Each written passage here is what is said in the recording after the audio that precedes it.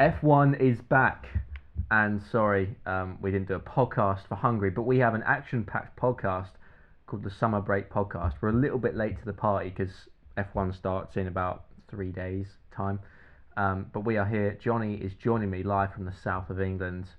Johnny, how are you doing? I'm fantastic. Race week, come on. Finally back. Spa Best as part well. of the season. Spa, Second one of the half. best tracks. But before we get into it, we have 6 topics to run through. We've got best performing driver, team, teammate battles. We'll go team by team to see who we think has done the best job in their team. Obviously, Red Bull's going to be a bit of an easy one. Got best race, best overtake, most improved, and finally predictions for the rest of the season. Can we get straight into it, Johnny? How was your summer break been, and what are you looking forward to for the rest of the season? I mean, it's just getting back to the second half of the season is always interesting. I mean, might not be so much this year, but it's going to be, the thing I'm looking forward to most is seeing if Ferrari can actually pick up a win. That's been a big thing that they haven't even won a race yet, especially for Vettel. So, see if they can. They can do Normally it. Vettel's quite good at Spa. He won Spa last year, didn't he? Or was it the year before? I think it was last year. I think so. Yeah, you sent that clip earlier, didn't you? Yeah, I saw it. That was a clip on F1. Yeah. Yeah, I think he won. Ferrari are normally that. quite good at Spa. Mm. And I feel like I keep interrupting you because there's about a 2-second delay. Oh, So every no. time you start speaking, I just start speaking over you. So if it No, looks like I'm okay. interrupting, I'm not interrupting. He's BT. interrupting. Yeah, so who do you Tech think has podcast. been the best performing driver this season / team? Let's go team and driver. Who do you think has been best?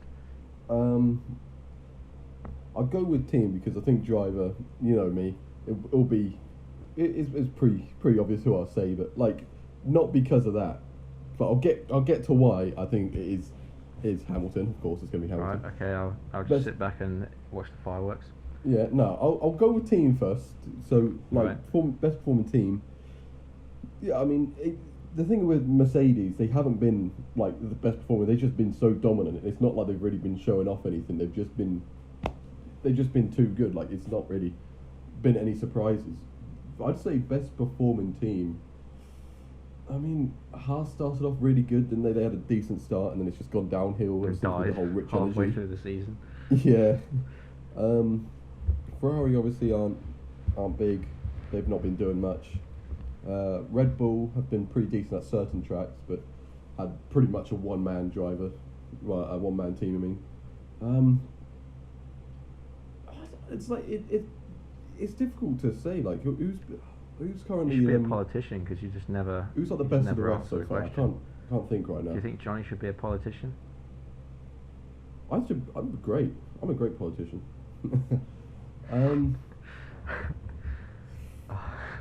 No, I've actually been I'm gonna put it out there. What? I'm gonna say McLaren. McLaren are the best performing team so far this season. That's what I was thinking.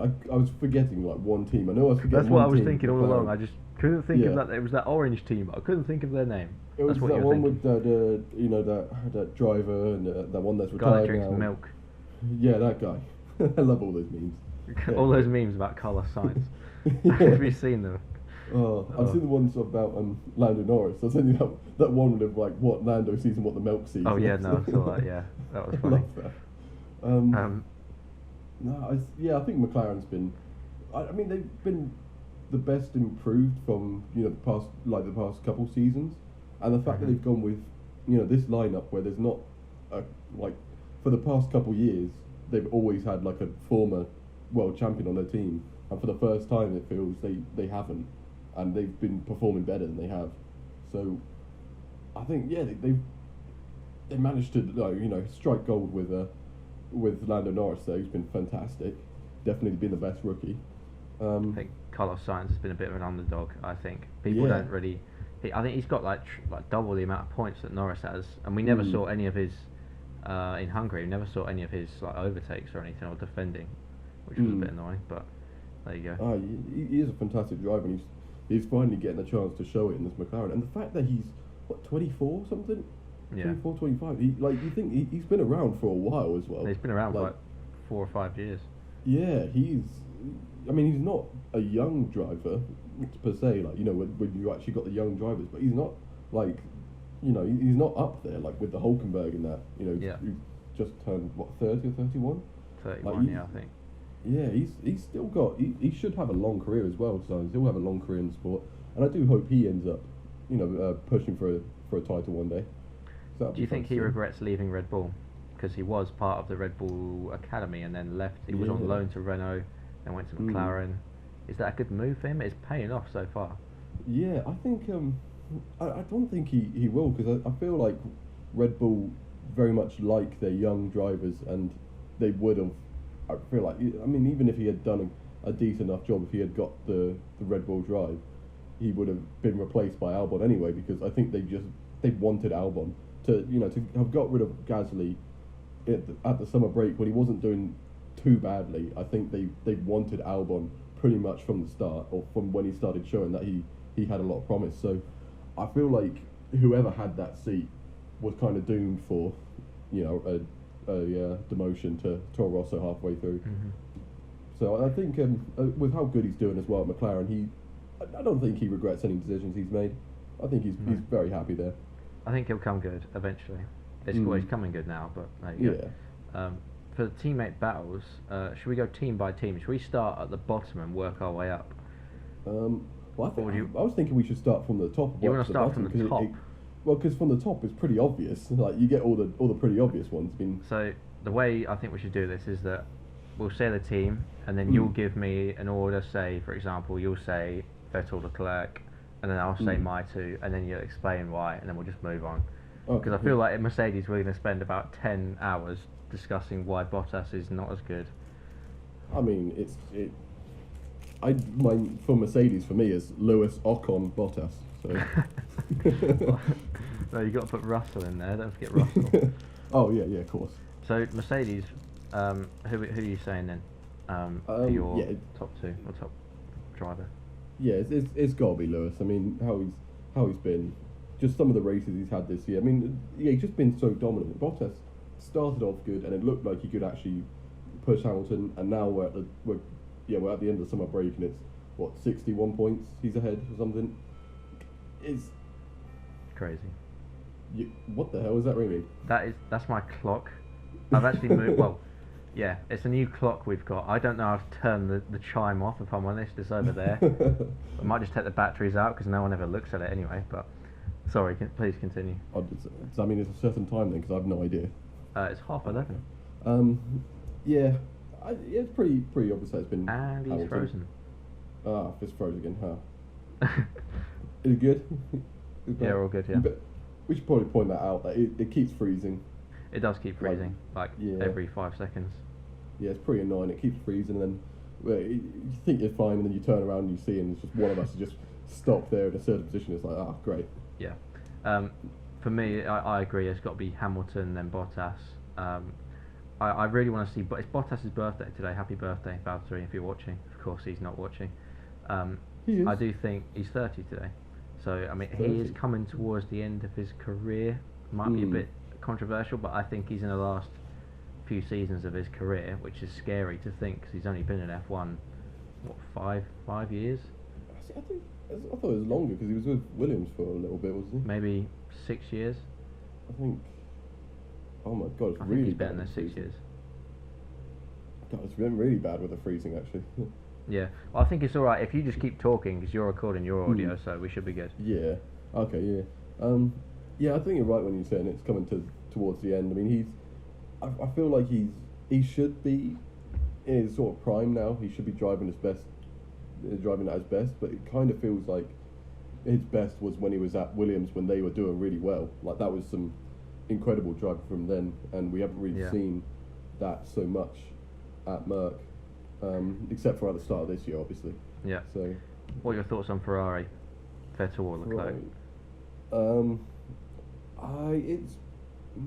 It's been tough. I mean, for me, Hungary changed a lot of it changed a lot of my opinions on people, you know, with in terms of who's better, who's stronger, and I think it kind of showed that Vettel is still, you know, he's got the experience. He's still the number one driver there. There's a reason why.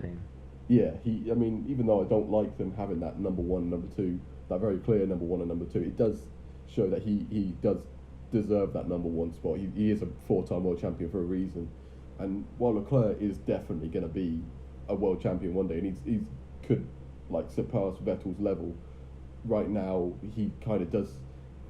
I mean, not always sit back and just be like, oh, if they tell me Vettel needs to win, he needs to win. No, I love when he defied their orders in, what was it, Bahrain or something. Yeah, I remember. Yeah, yeah. Like that's great. Like that's fantastic. They did that, but at the same time, Vettel is in a weird position now where I think he's only had one other season in all his time that he hasn't won a race in the year, in the whole season. Yeah. And I don't think he's going to want that to happen again. No. I think that move in Hungary where he went down the inside of Leclerc, that was I'm the boss, I'm number one, get out of my way, basically. That was a big moment. So I have to agree. I'd put Vettel first and then Leclerc. It's close. It's really close.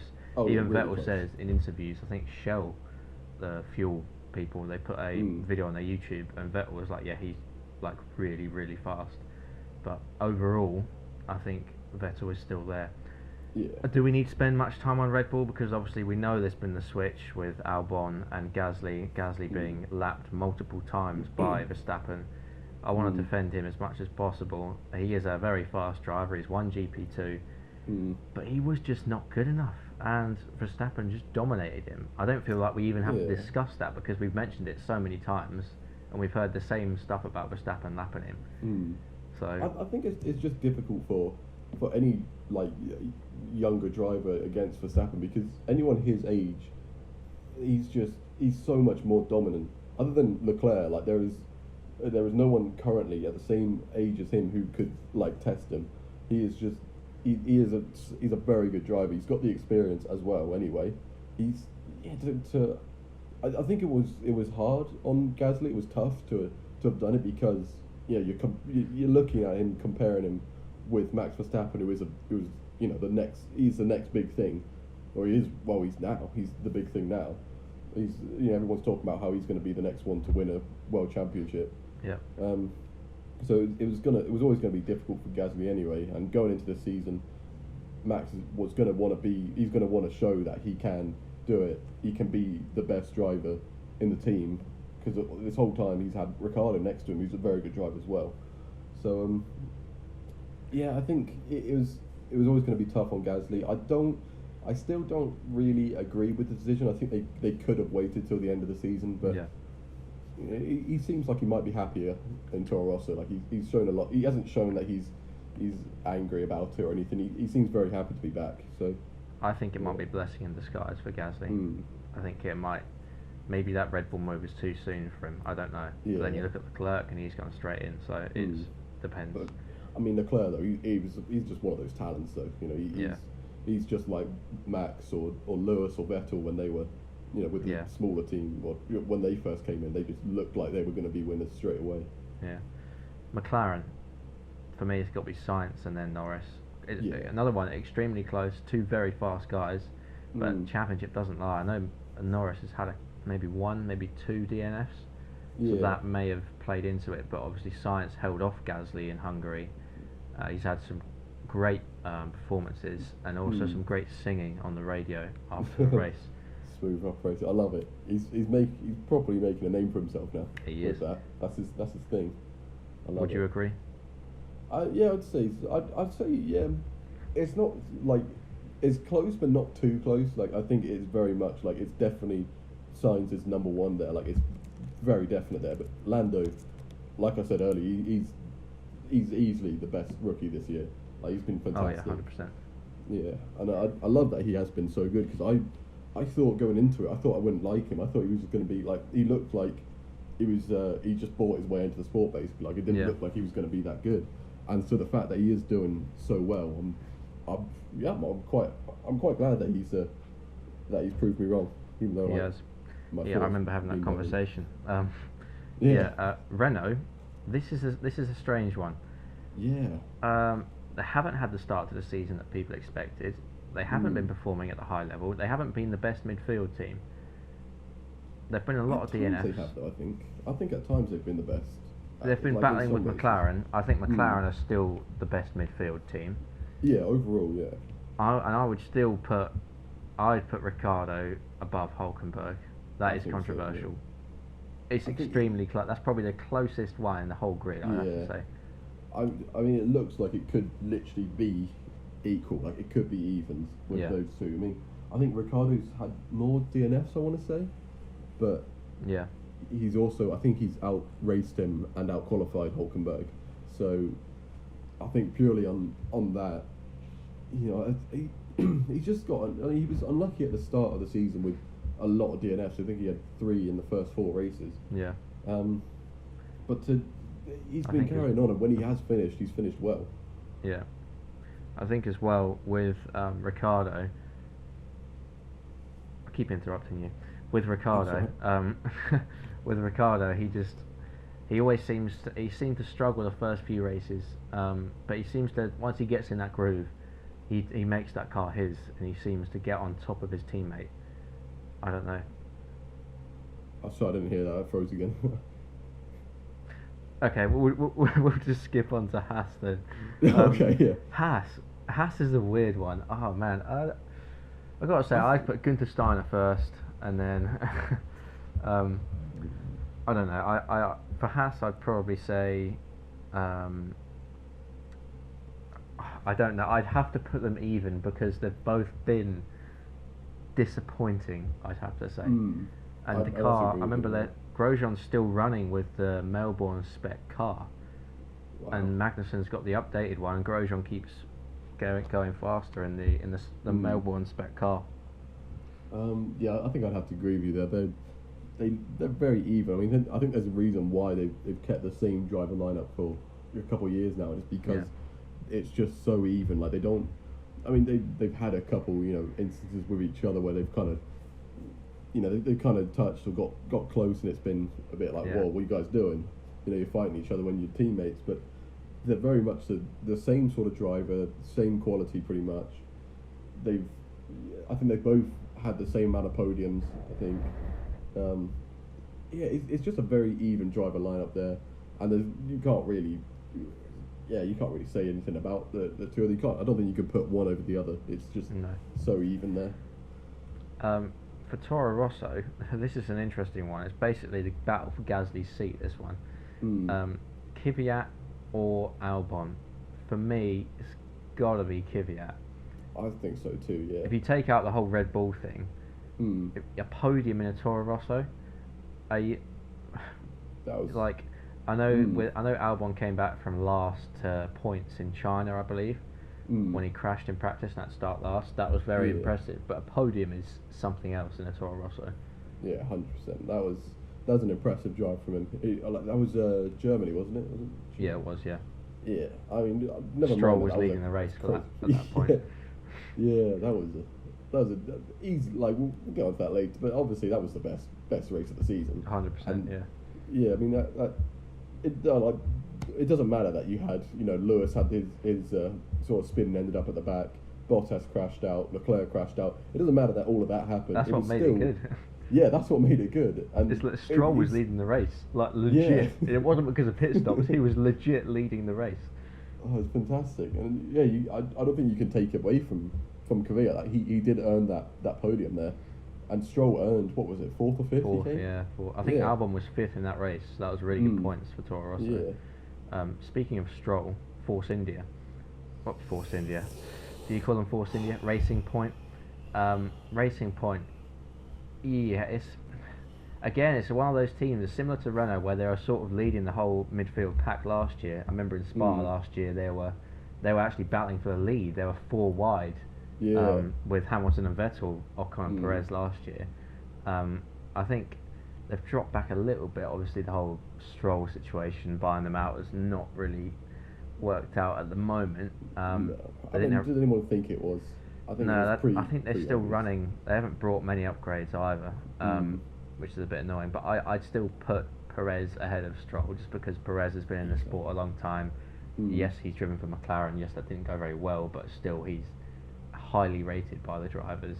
And Stroll, you can't discredit Stroll that much Yeah, because he's put in some great performances this year, apart from qualifying where he's been a bit pants, but he's made up for it in the race, I think. He's definitely a race driver over a qualifying driver. You know, he's not quick in one lap. He's quicker. Well, he's just got the endurance more. I still, you know, I'm not a big fan of Stroll. I've made that very clear. I don't like him. He doesn't deserve a seat in the sport. But yeah, he's modern sport nowadays. Yeah, it's, you know, he's not been too bad. Like you said, he's had some good performances. So I'm not gonna sit here and say, yeah, he's been terrible. I obviously do rip into him, and I say he doesn't deserve a seat, but he does really.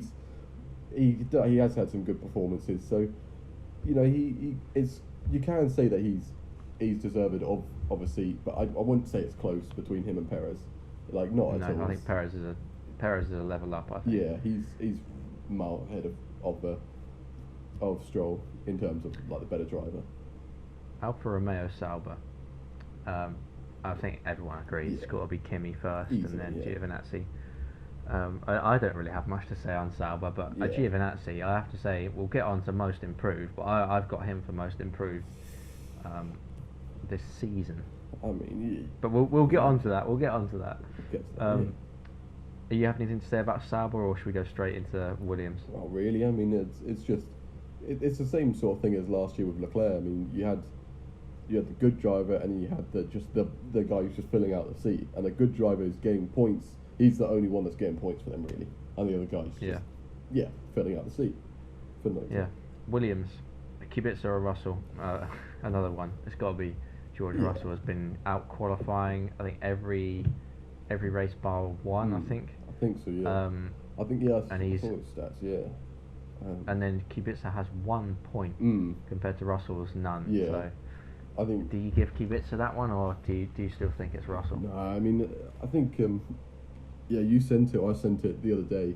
It was pretty much some pretty jammy stats there. You know, it's pretty much Russell over Kubica in everything except for, I think he has 2 DNFs to Kubica's 1, and then obviously Kubica's got the 1 point, and it's, you know, that's not really a fair reflection on how the season's been going. I think it's been very tough for the two drivers anyway, because Williams are so far behind everyone else, and I think it's especially very tough on George Russell, because he is the best driver to have come who's come up through the ranks, because obviously he's won the F3, won F2 last year, and so you'd think, you know, he's going to come in here and he's going to be, you know, he's going to dominate, well, not dominate, but he's going to be very good, but he's been in the worst car. So it's been tough on him, but he's definitely the better driver there, and he shouldn't be, you know, they shouldn't drop him or leave him out of the sport just based off this season, because that's not fair on him at all. No chance. Anything else to add on teammate battles, or should we go straight into best race? No, I think we've gone through everything with the teammate. Gonna say it. Hockenheim. Top 3 races. Hockenheim, Silverstone, Austria is my top 3, and I put Hungary 4th. Okay, I'd say definitely Hockenheim. Definitely, like that's easy. Like, I mean, that's miles ahead of everything else. I mean, honestly, if we were doing like best races of all time, it would have to be up there. Like that's top for me. That's the best race that I've ever seen all time.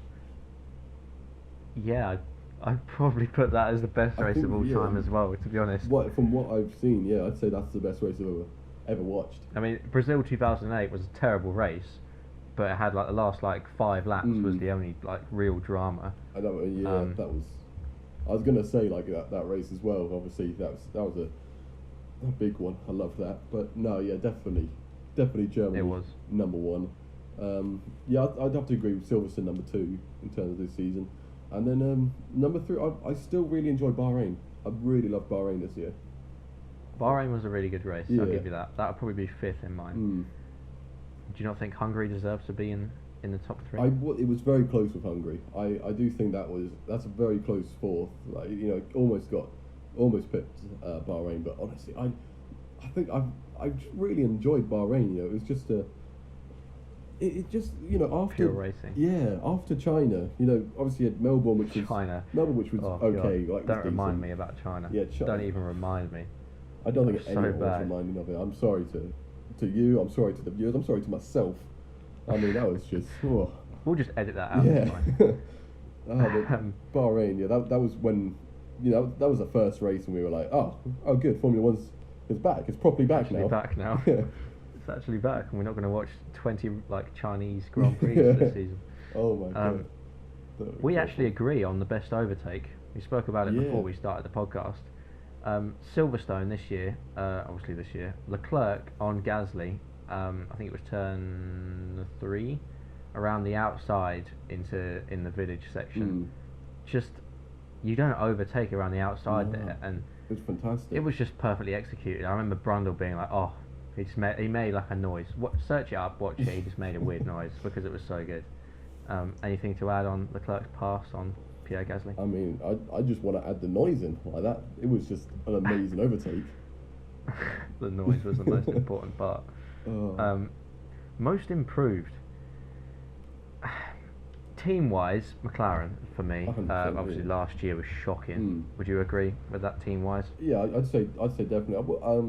In terms of the shocking, I wouldn't say they were shocking last year, but they were definitely nowhere near as close as they were. But from the past couple of years, they've been improving, and it's great to see them this year finally back up to that point where they're not competing with the big guys, but it's promising. Like, it's very promising for them.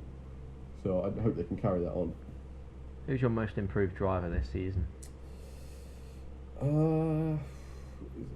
Tough question. Yeah, it's a really tough one. I mean, I said earlier as well when you said Giovinazzi, I said Kvyat based off what he was before to what he is now, and I said it was obviously he hasn't had any torpedo moments, which is a big improvement for him.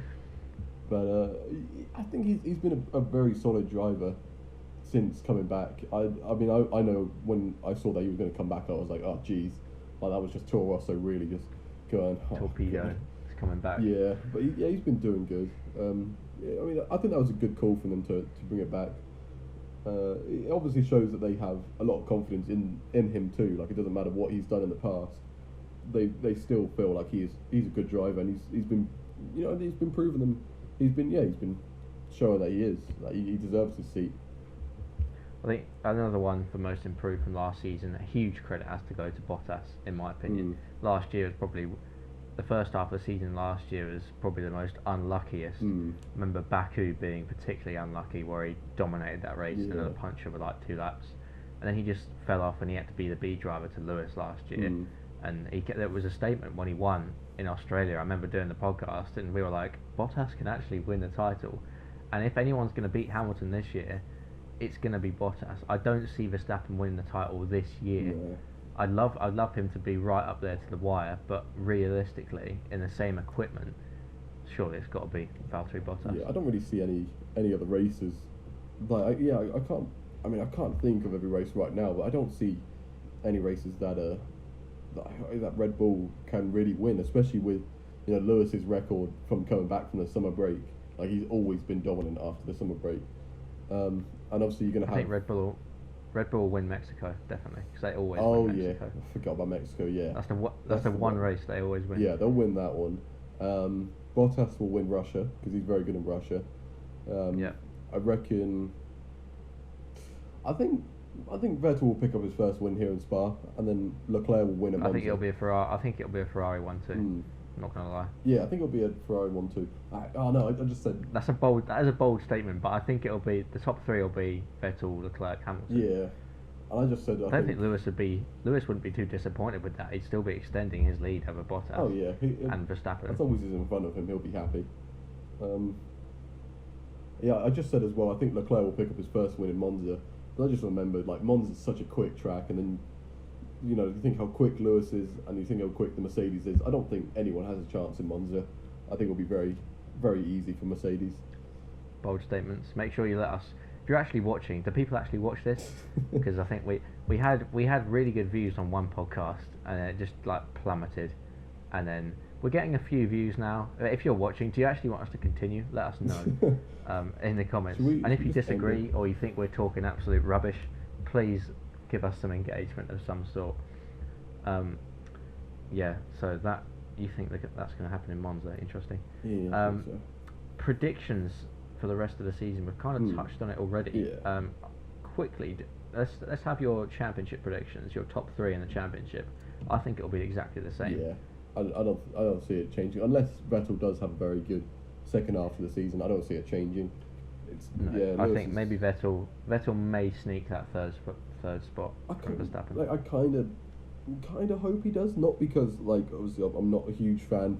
No, I'm not. It's not that I'm not a huge fan of Verstappen. I'm just not on that Verstappen hype train. Like, not at all. I respect him as a driver, but I'm just not on that hype train of him. But There's a big hype train. There's a huge hype train. It's dumb how big it is. Like this weekend at Spa, it's just going to be orange everywhere. There's not even a point. There's no point in trying to support another team this weekend. Like, it's just Verstappen. It's just orange everywhere. True. But no, yeah, I hope Vettel does get third, just because he's had a pretty unlucky season. He's just. And it's not that he's had a bad season. It's just been so dominant from Mercedes, and he's just not been able to do anything. So I do hope he picks it up and have some good races. Do you think Albon's going to challenge for wins? Nah, I don't think so. I don't think he's even going to challenge for beating Verstappen. I think he'll get a podium. Hopefully. At least one. I mean, I hope he does, but I feel like if he does, it would be a sort of, Germany sort of race where it would just be. Can you imagine if he wins this weekend? If he wins, Albon wins, and Gasly would just be like, "Oh man." Oh no, that would. I don't even know. I have no words for that. I can't see that happening at all. And if it does, the podium will be Albon, Stroll, Gasly. Look, if he wins, I'll burn every bit of Mercedes gear that I have. I'll say that now. I'll say it. Wins this weekend or wins any race? If Albon wins this weekend. Oh, I was going to say. No, not at all. Because he might actually win a race this year. No, I'm not putting. That's a lot of merch you're burning. Actually, no, that's a lot of merch. I'll just burn this shirt behind me. Southampton shirt. We've got a little Easter egg. Oh, mine's kind of fallen over. Yeah. But the Easter egg is the Ipswich Town cushion. I don't want to burn my shirt. I'm not going to burn that. I can't burn that. I've just knocked over my hat and picture. We're just going to brush over that. And that's everything we have for the podcast. Anything else you want to add before I say cheers for watching and all that jazz? I don't know. I think just we should be looking forward to hopefully a good second half of the season. I think it's going to be fun.